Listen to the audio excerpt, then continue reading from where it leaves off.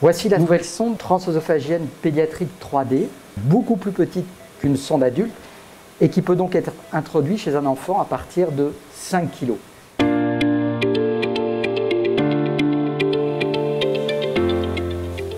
Calista est une petite fille de 6 ans qui bénéficie sur l'hôpital des enfants d'une procédure de cathétérisme interventionnel. Elle a une communication entre les oreillettes, c'est-à-dire un trou entre les oreillettes que nous allons fermer, non pas par chirurgie, mais par voie percutanée, par les vaisseaux. La vraie révolution de cette sonde 3D pédiatrique, c'est de permettre chez les petits-enfants d'acquérir une image tridimensionnelle où on voit ici la communication dans son intégralité, ce qui nous permet de préciser exactement la taille de la communication. Ces imageries 3D sont possibles chez l'adulte depuis une dizaine d'années, mais ne l'étaient pas chez l'enfant.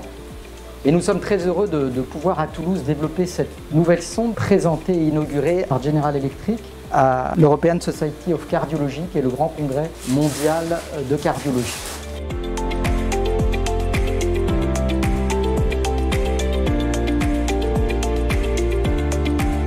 Ça a été une prouesse technologique pour nous de développer une imagerie tridimensionnelle dans un si petit capteur. Nous sommes très heureux d'avoir pu en avant-première faire utiliser et tester cette sonde à l'hôpital des enfants du CHU de Toulouse, car c'est un site de référence en France et en Europe. Ouais,